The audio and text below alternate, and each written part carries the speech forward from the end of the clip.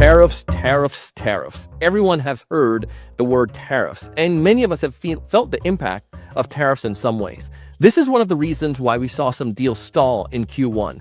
But let's say it's not even tariffs. Let's say that there are other challenges that come across. Things that are outside of your control. Policy changes or industry changes, or maybe there are world events that are happening. How can you make sure that a deal that's frozen actually gets thawed and actually comes back into your favor? Check it out. We're going to answer this one on this episode on the Miss Quota series.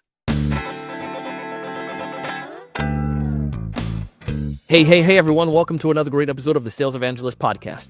I'm your host, Donald C. Kelly, the Sales Evangelist, and I'm so excited for another great episode. I'm so excited to be here with you today. On this episode, we're going to be tackling the Miss Quota series. Now, this is a challenge number 4, I believe.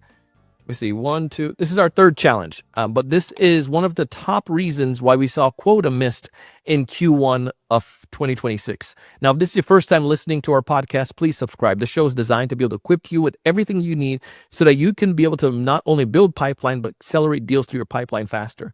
Now, if you're a longtime listener and you're just listening to the series, pick up from the other episodes because we're going through the top. I outlined 10 reasons why people miss quota in Q1, and then I'm highlighting an individual episode on the top 5, breaking them down with some things that you can apply to fix them.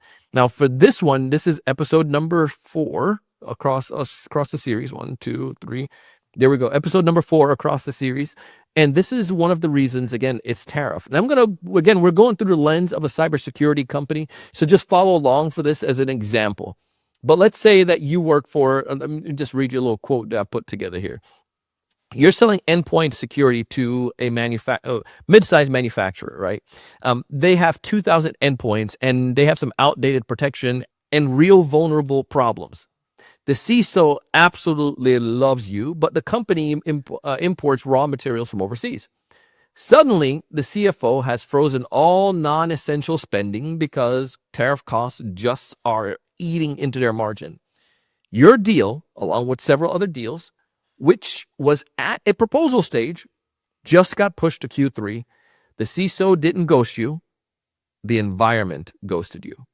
Now, how do you go about solving this? What can you do? Under certain circumstances, things are just going to be outside of your capabilities. But there's several things that you can do and what I would recommend that you do as a seller. Now, the first thing you can do is go back to the past episode and build the champion toolkit. Now, in that champion toolkit, you can also add this or make it as isolated, its own individual solution. And that is build a 1-page cost of inaction.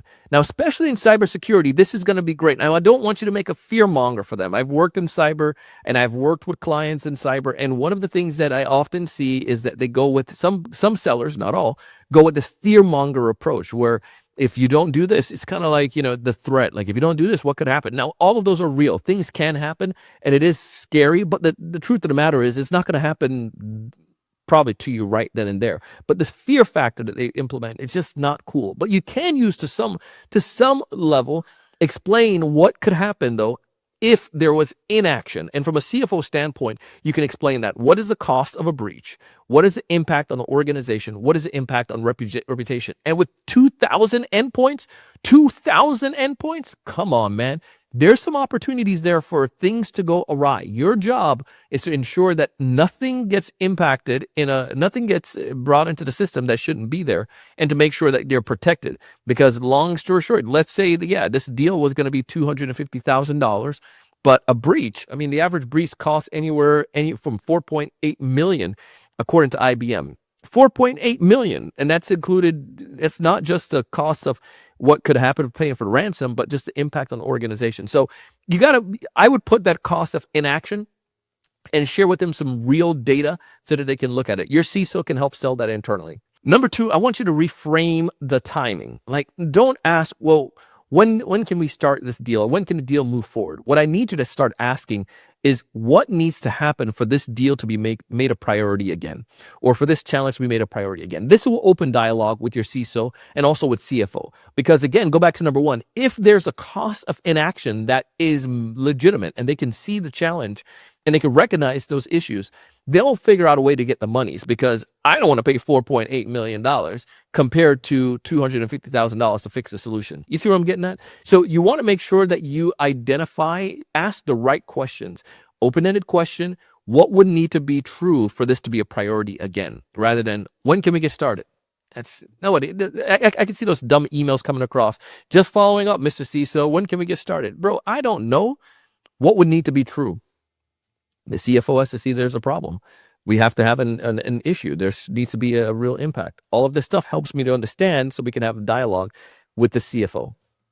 Now, the third thing that I will tell you is to stay in motion. Sometimes it's going to just be, there's nothing you can do. Like, it's the simple fact they're not going to do anything at all. And the margins are just real tight, and they're really not going to spend anything. There's going to be a thaw. The money is going to come again. They're going to flow again. When that time comes, you want to be in a position that they come back to you and no one else. So what you need to do is stay present, monthly connect with them, maybe share things, insights that you get from the industry. If there are any updates, if there are any breaches, anything that you can share to make sure you stay top of mind. Now, the principles I'm sharing, I'm coming from a cybersecurity standpoint, but this applies no matter what industry you're in. If you're selling document management services, if you're selling IT services, if you're selling CRM, if you're selling marketing, advertising, if you're selling training courses, if you're selling podcast production services, it doesn't matter. The same principle applies across the board. You want to help them understand the cost of inaction. You want to help them to actually fix the problem and figure out what needs to be done to make it a priority. And then the third important part, you need to stay present. Share with them insights that's going to help you to be able to be top of mind for them. So when the thaw comes, they're like, Donald, let's go. We're ready to make this thing happen. Those are three things that I would tell you. I would love to hear if you have any other tips. Let me know about that. Now, in the next episode, we're going to be tackling the AI adoption gap that became a performance gap. Many organizations are not adopting AI as fast as they should, and we're going to tackle that and on how that was an impact on Q1 and people not hitting their quota. You're going to love it. Hey, as always, I want you to thrive. I want you to succeed, but most importantly, I want you to raise your level of thinking. I want you to go out and do big things. See you on the next one.